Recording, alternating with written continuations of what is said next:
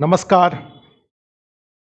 अभी का तो सबसे बड़ा ब्रेकिंग न्यूज़ यही है जो ये बोर्ड पे लिखा हुआ है 17वीं बीपीएससी मामला हाई कोर्ट में क्या हुआ। तो इसका निर्णय तो आ गया, हाई कोर्ट ने तो अपना जो जो जजमेंट रिज़र्व करके उसके द्वारा रखा गया था, उसको उन्होंने जारी कर दिया आज, जजमेंट दे दिया और उसमें उन्होंने बीपीएससी 70 के री एग्ज़ाम को लेकर के जो विभिन्न याचिकाएँ दाखिल की गई थी, दायर की गई थी, उसको खारिज कर दिया और बीपीएससी और सरकार के जो स्टैंड था, उस स्टैंड को हाई कोर्ट ने एक्सेप्ट किया है।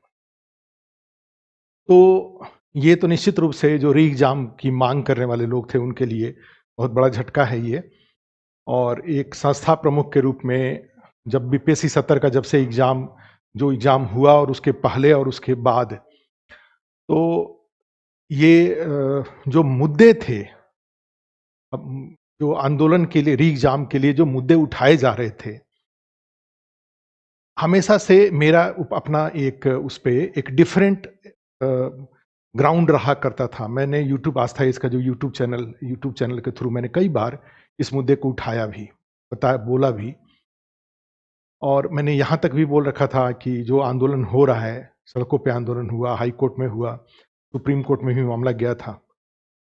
लेकिन अब यहाँ पे बीपीएससी से जुड़े होने, चूँकि आप जानते हैं कि आस्था आईएएस बीपीएससी के लिए समर्पित संस्था है। हमारे यहाँ आस्था आईएएस में दिल्ली में बीपीएससी के अलावा और कोई कोर्स नहीं चलाया जाता। आप आस्था आईएएस के यूट्यूब चैनल पे जाएँगे तो देखेंगे केवल वहाँ पे अगर 400 वीडियो पड़ा हुआ है तो 400 के 400 बीपीएससी का ही है। उसमें कोई हम दरोगा का, टीचर का या यूपीएससी का हम कोई नहीं कोर्स नहीं चलाते, केवल बीपीएससी के चलाते हैं। 48 52 से लेकर के और अभी 70 का मेंस का एग्ज़ाम जो और 71 का की जो संभावना है, ये सब बातों को शामिल करते हुए।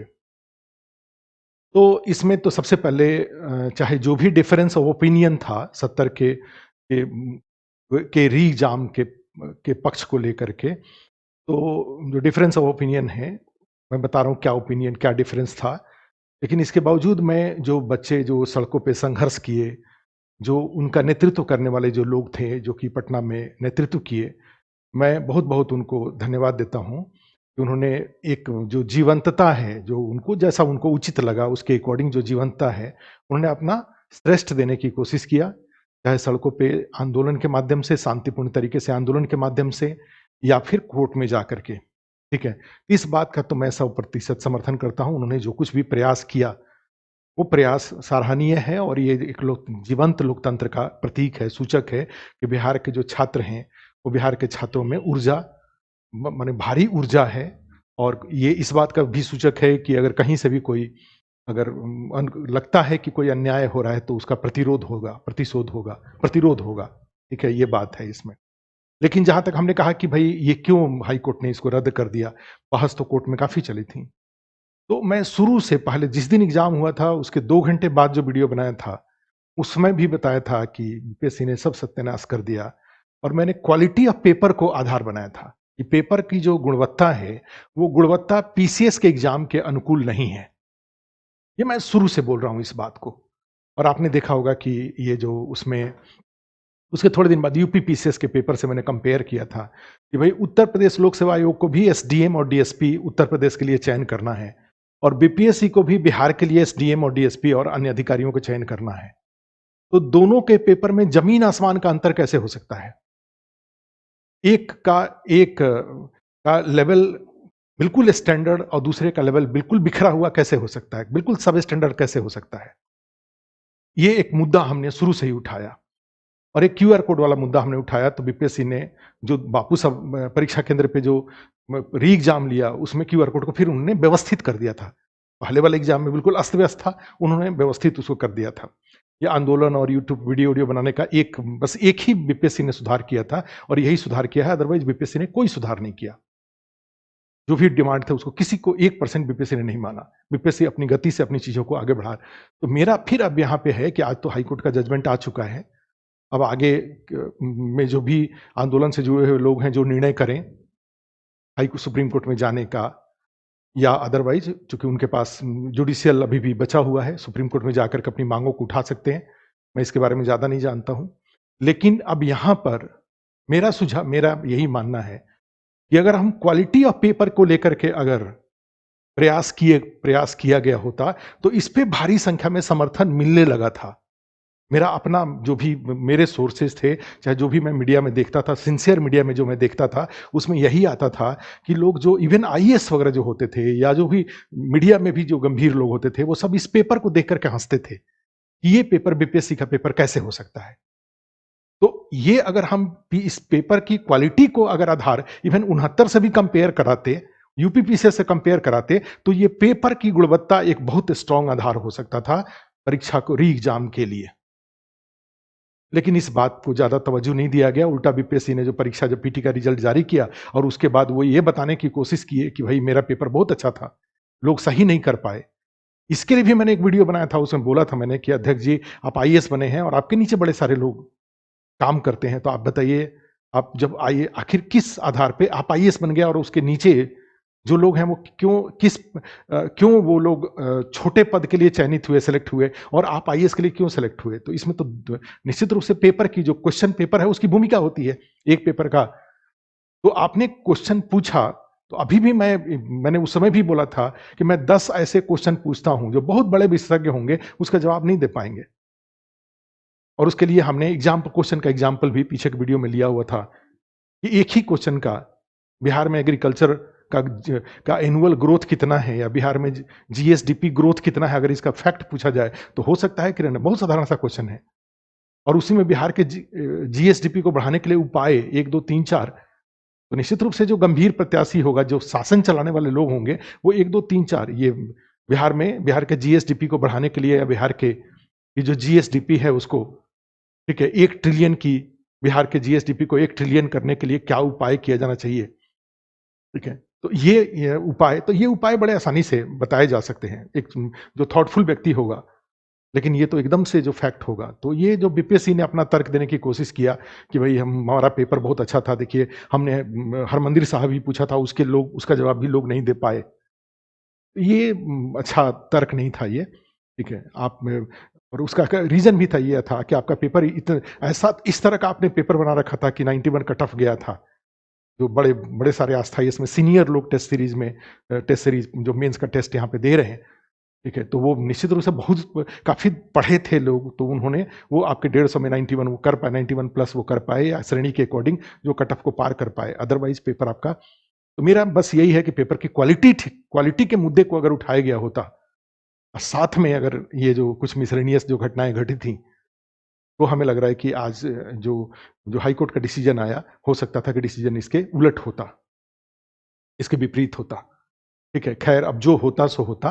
अब सुझाव यही है कि अब छात्र कम से कम, मैंने जैसे इसके पहले एक वीडियो में बार-बार हमने कहा कि जिनका पीटी का रिजल्ट हुआ है, 21,000 लोग जो पीटी, आप ये जो आंदोलन चल रहा है या जो कोर्ट में मैटर है, उस पर ध्यान मत दीजिए, एकदम से उसको ऑफ उससे रहिए और अपनी पढ़ाई जारी रखिए। चूँकि बीपीएससी का जो हिस्ट्री रहा है, वो अपने अपने अकॉर्डिंग वो चीज़ें करते रहते हैं। मैंने बार-बार कहा कि बीपीएससी रुक नहीं रहा है और कोर्ट स्टे भी नहीं कर रहा है। तो इसलिए आप जो पीटी पास किए हुए लोग हैं, वो अपनी पढ़ाई में कोई कोताही ना करें। लेकिन मैं जानता हूँ कि बहुत सारे लोगों ने अपने आप को डिस्टर्ब किया है, अननेसेसरीली अपने आप को अपने दिमाग में कि हाई कोर्ट में क्या होगा, हाई कोर्ट में क्या होगा, इस बात को लेकर के बहुत डिस्टर्ब हुए हैं वो।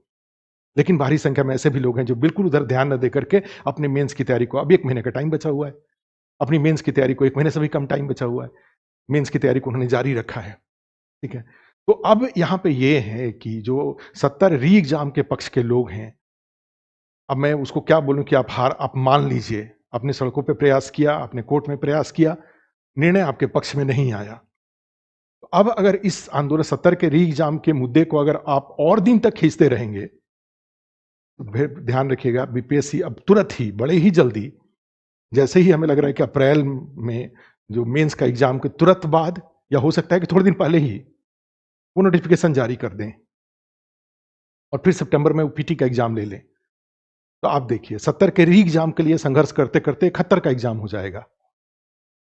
और पता चला कि पढ़ नहीं पाए, 70 के कारण पढ़ नहीं पाए, तो 70 तो खराब हुआ ही हुआ, 71 भी खराब हो जाएगा। और 71 में भी कहा जा रहा है कि 1500 के आस-पास सीट आ रहा है, 1500 प्लस भी हो सकता है। उसके पॉलिटिकल कारण भी हैं और उसके लिए वैकेंसीज़ भी अवेलेबल हैं। और इस बार बीपीएससी बस इतना ही अपने आप में सुधार करेगा कि 70 की गलतियों से सीखते हुए वो 71 में 71 में गलतियां उस करने की कोशिश नहीं करेगा। पेपर का जो क्वालिटी होगा उसको मेंटेन रखेगा, प्लस और ज़्यादा ट्रांसपेरेंसी रखी जाएँगी और कहीं कोई एरर ना होने पाए, इस बात की कोशिश बीपीएससी द्वारा की जाएँगी। लेकिन मुझे लगता है कि अब जो जो 70 के री-एग्ज़ाम के पक्षधर हैं, अब चाहे जो उसको जो भी माने, शासन बहुत बड़ा होता है, शासन बहुत सबल मजबूत होता है, आप बहुत गुस्से में, बहुत उनसे आपके उम्मीद के अकॉर्डिंग चीज़ें नहीं हुई, लेकिन अब कम से कम अपने आप को समझा लीजिए कि जो हुआ सो हुआ 70 में, और आप ही के बीच में से 21,000 लोग पीटी का एग्ज़ाम पास करके और मेंस का एग्ज़ाम देने जा रहे हैं और उसी में से लोग सेलेक्ट होंगे।